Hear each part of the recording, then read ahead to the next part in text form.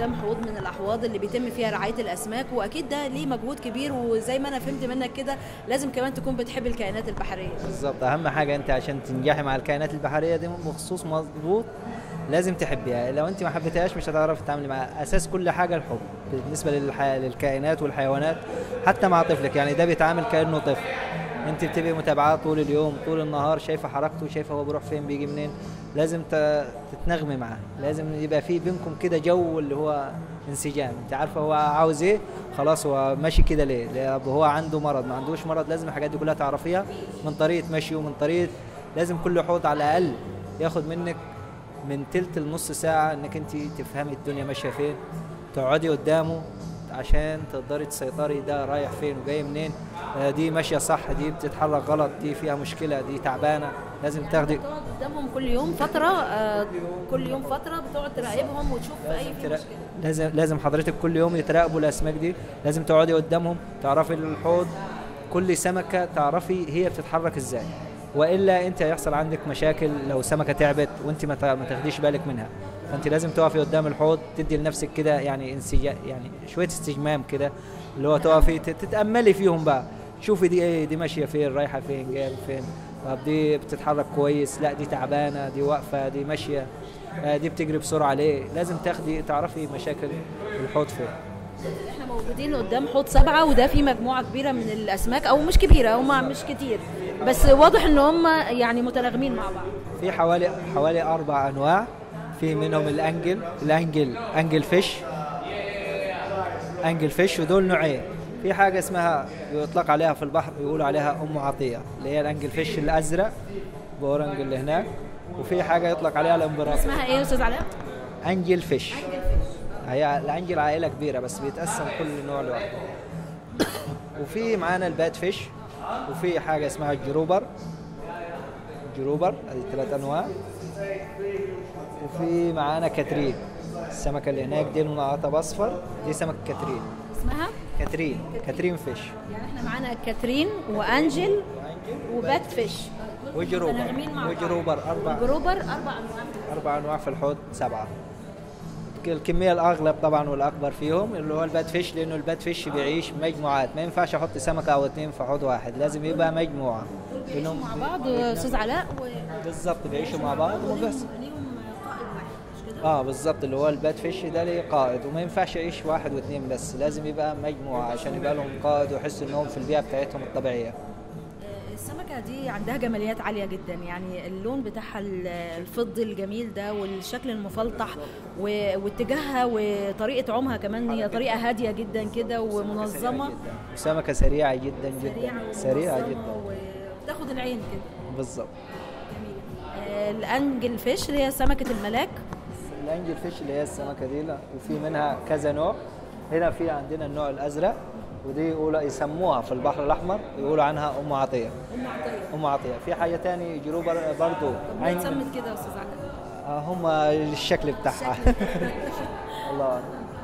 في نوع ثاني حاجه اسمها الامبراطور، برضو موجوده معنا في الحوض ده، وشكلها جميل جدا، واطلق عليها الامبراطور عشان هي فعلا امبراطور. وهي السمكه الصفراء اللي هناك اللي ماشيه دي هي فعلا سمكه امبراطور.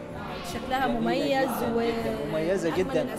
الازرق اللي على وشها من قدام، والاصفر الخطوط اللي هي في جسمها والديل، حاجه بسم الله يعني سبحان الله سبحان الله، جميله جدا. الحوض ده واضح ان هو يعني منقي بقى الاسماك الهاديه الجميله كده مع بعض. بالظبط، هم اسماك هاديه وفي نفس الوقت يعتبر فيها الجروبر يعني شرس شويه، بس مع الاسماك دي يعني هم يعتبر قويين، كلهم اقوياء. اللي انت هم اقوياء بالظبط بالنسبه للجروبر والباد والاسماك قويه.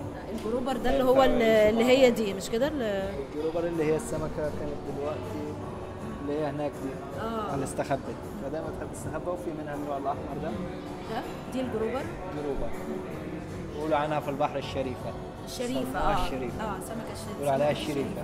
شريفه. كانوا بيقال ان هي اتسمت على اسم الفنانه شريفه فاضل، صح كده؟ الله اعلم. انا سمعت عنها هو برضه يعني هي في كلام كتير، وكل حد في البحر يعني بيقول قصه، الناس عندها قصص.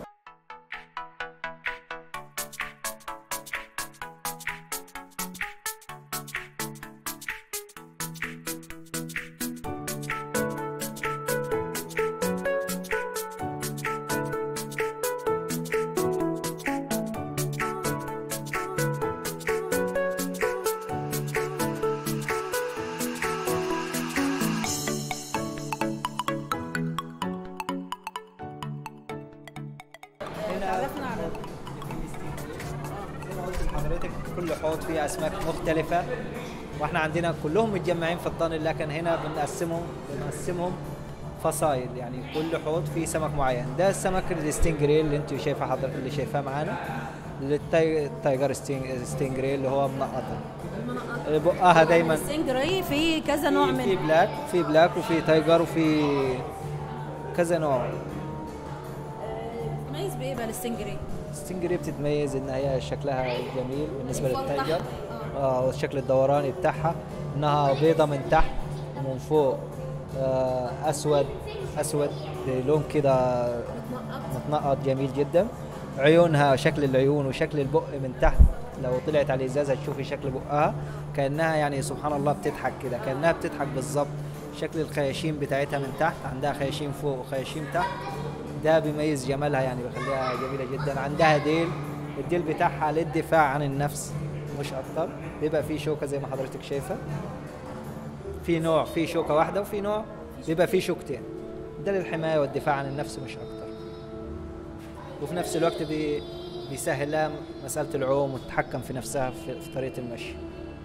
دايما سمكه بتاكل الحاجات اللي على الارض، زي برضو الكاليماري، زي الجندوفلي، بلح البحر. هي سمكة قاع. سمكة قاع.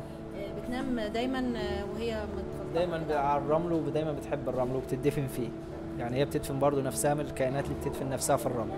بعد ما تنزل في القاع خالص بتبدأ تعمل بالظبط، هي بتضربها كده، تضربهم بجناحيها وتخلي الرمل فوقها ما يظهرش غير عيونها. هي عايشة لوحدها في الحوض، بس معاها ضيفة واحدة بقى دي. معاها اسماك، لا هي معاها مجموعه اسماك اللي هي بالنسبه لها الجنافذ، اللي هم الحاجات اللي بتاكل العوالق، لانه انا يعني لازم الحاجات دي تاكل العوالق، والاكل اللي هو بيفضل من الاسماك دي تتغذى عليه. وفي نفس الوقت شكل جمالي، لانه عندي طبقتين في الحوض، ما يبقاش طبقه واحده، انا عندي طبقه ارضيه. السمكه دي بتطلع على الازاز وبتطلع فوق بس مش كتير، فلازم يبقى عندي حاجه تانية للحوض. يعني دي بتبقى موجوده عشان لو في اي عوالق او كده بتاكل العوالق، بتنظف الحوض، وفي نفس الوقت بتدي الشكل الجمالي اللي في مستوى الحوض الوسط.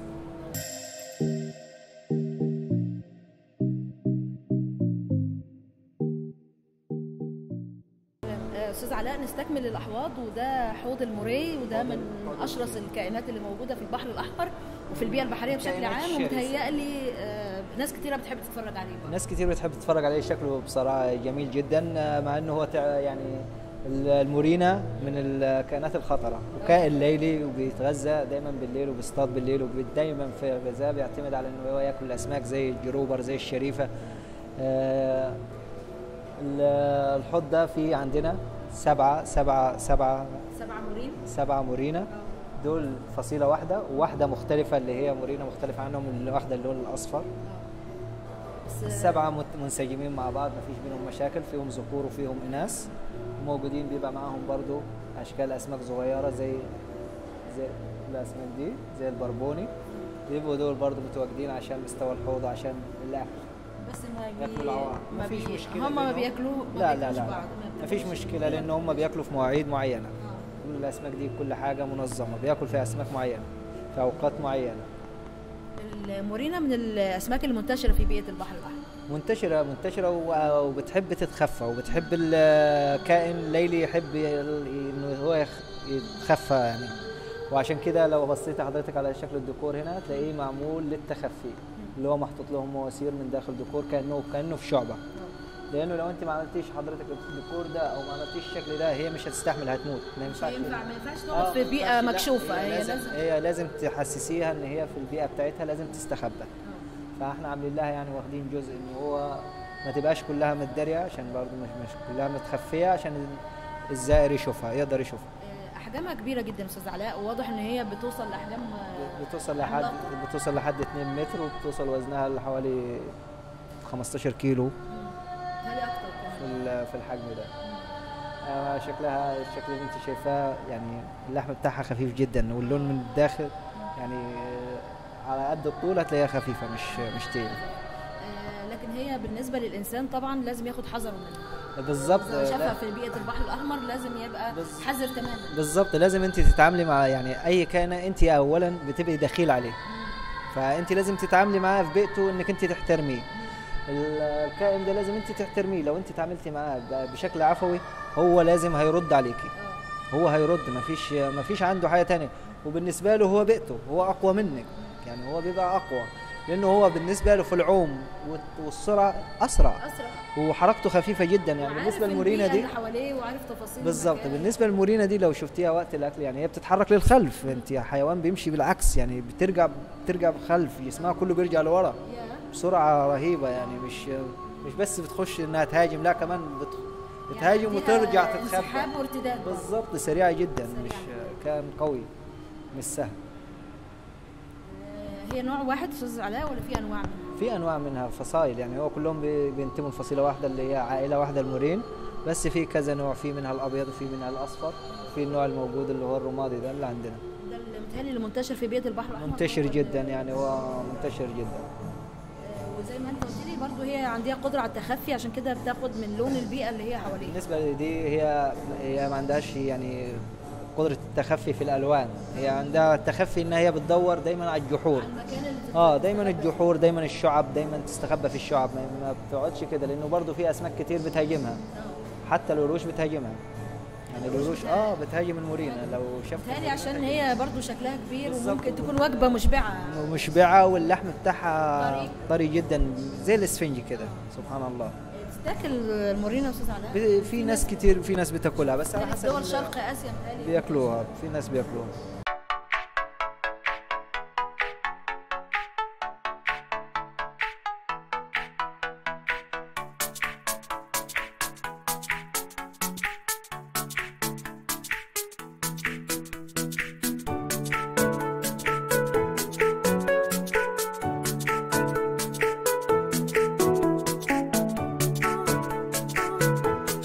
نشكركم مشاهدينا ونلقاكم الأسبوع القادم في سر جديد من أسرار البحر.